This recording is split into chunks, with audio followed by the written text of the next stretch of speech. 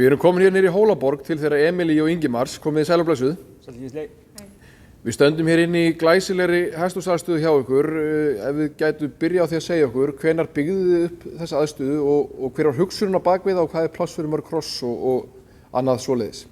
Þetta er 11. veturinn hérna, þetta var byggt sem sé byrjað 2009 og hugmyndin var þá að vera með sjúkraþjálfun og þrekþjálfun fyrir aðra og gera út annað. Það er kannski útskýri stærðina á húsinu, 40. hús. Já. Byrjaði mjög vel og var gott að gera en við getum sagt að við svona gáumst fljótlega upp á því, gríðarlega mikið vinna og þetta breytti smátt og smátt yfir í það að okkur tókst að fara að rækta betri hross og hafa þetta bara fyrir okkur. Já. Og það hefur búið að ganga mjög vel á þessu ári og gera þetta meira gaman að hafa þetta er hobbyið okkar og gera þetta meira gaman að það er bara gott að hafa rúmt og svona minna streð og meiri ánægju. Nægt pláss? Nægt pláss, já. Tökum svona 1 og 1 hross fyrir vini og kunningi í þjálfun ennþá. Já. En það er ekki neinu magni. Nei, þannig að þið eru sem sagt, þú ert að vitna í að þið eru hérna með vatnsbretti og ýmislegt annað sem hægt er að nota. Vatnsbretti, víbragólf og hringekju. Já. Og notum það núna. Nú erum við að starta ungu hrissunum okkar upp. Já. Þegar það mörgum, þær eru bara núna í vatnstjálfum, það er ekkert lagt á þær. Nei. Og svo verður byrjað að fara bak í desember. Já. Og þú ert búin að vera hérna að temja og standa á bak við þetta Emilía líka. Já. Er þetta ekki bara frábær aðstaða til allra vinnu? Jú, það er æðislegt að vinna hér. Já. Það er bara, við þurfum aldrei að fara út veturinn. Nei. Við þurfum bara milli reiðarhlinn og hesthúsið.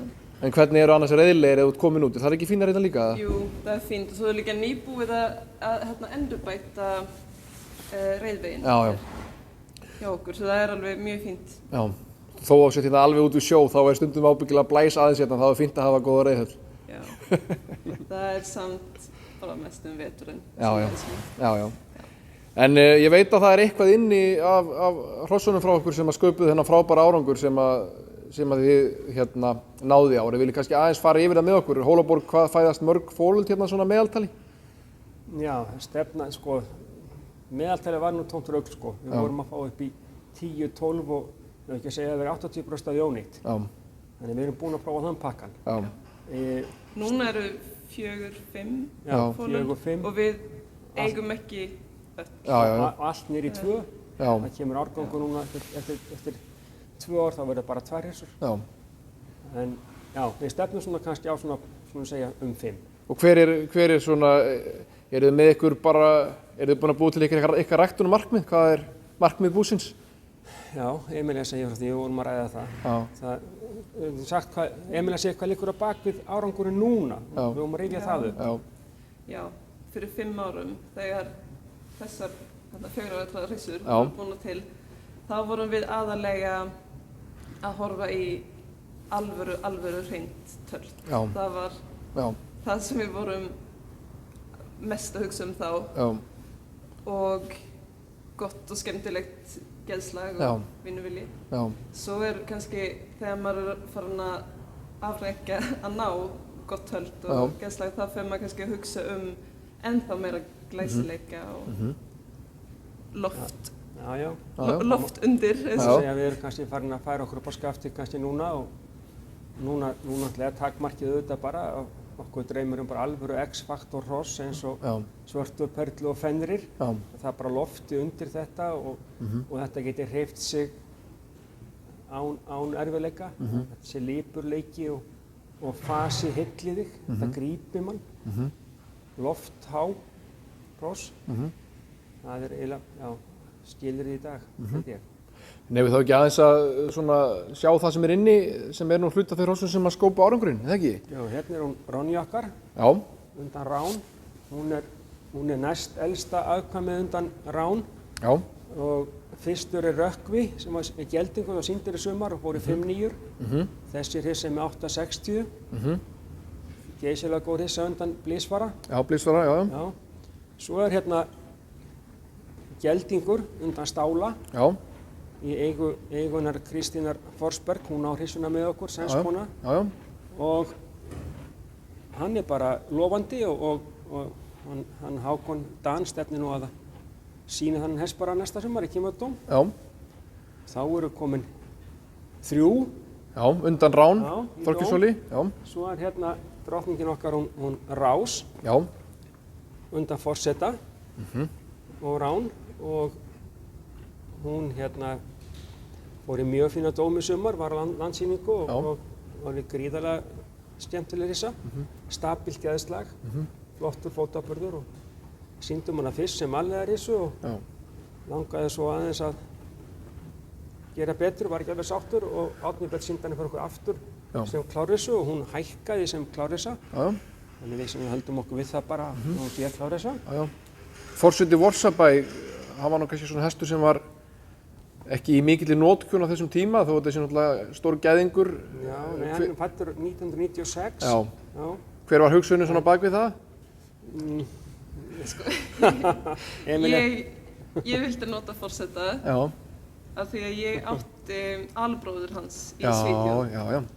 Ég eignaðist hann þegar ég var 15 ára. Já, svoleiðis. Og elskaði þennan hest svo mikið og það var besta tölt sem ég hef upplifað. Og ég bara, mér langaði í svona tölt inn í ræktunin. Já, og Emil alltaf þekkir hrossin í Vorsabæ mjög vel og auðvitað þekki ég þau líka. Já. Bæði hrossin og ábúendur. Já. Og ég held að menn séu bara svo fljótir að gleyma í þessum tískubransa.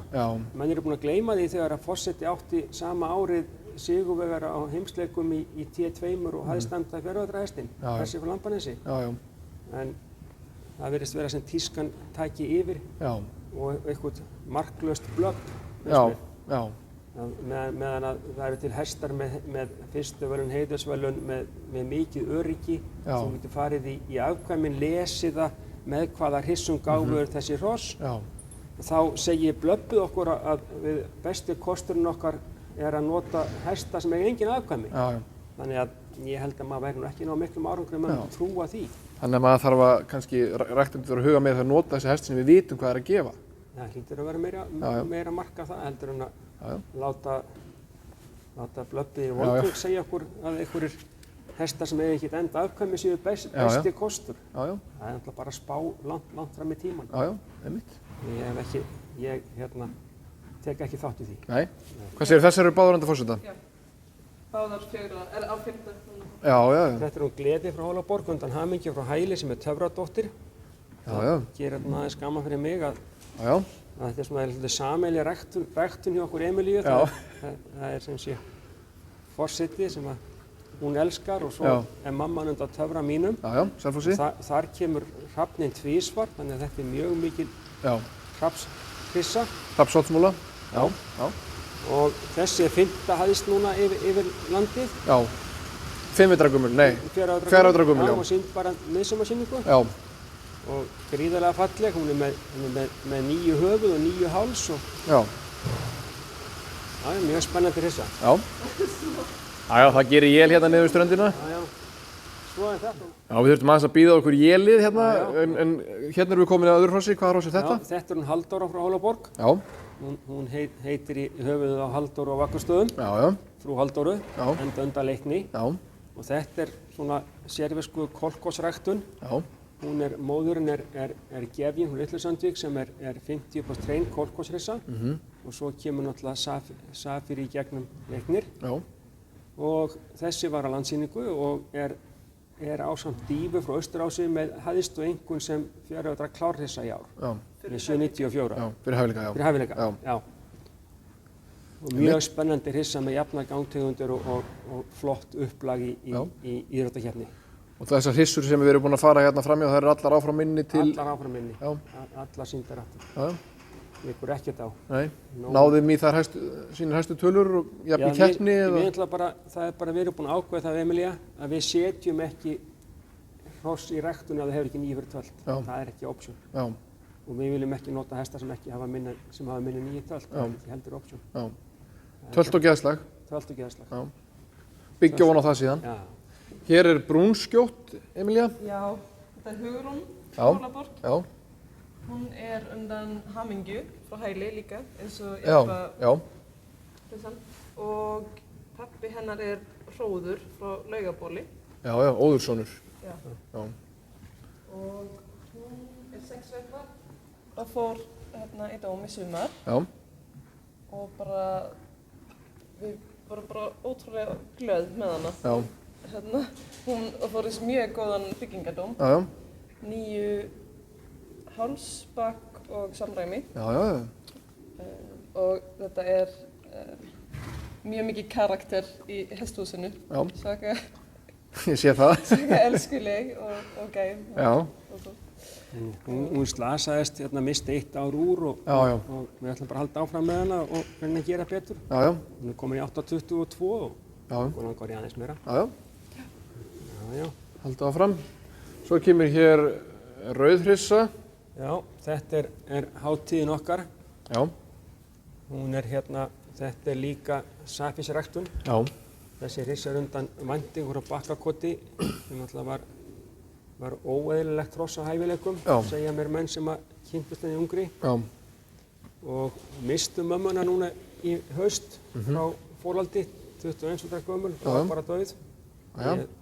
Ég er svo heppinn að við eigum 6 hrissur undan henni. Já. Þetta er það fyrsta sem ég rækta undan henni eftir að ég keypti hana. Já. Hún er undan Loka. Já.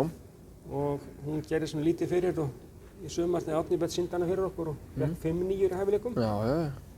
En hún var nú bara rétt að smella þegar það gerðist, þannig að við bindum nú heilmikla vonir við hana. Já.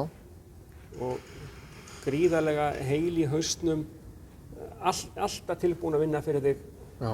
Veldur aldrei vonbrigðum í þjálfun og mjög stabílt, gæðisleg og skemmtileg. Þér er aðeins tíðrætt Safír hérna á göngu okkar.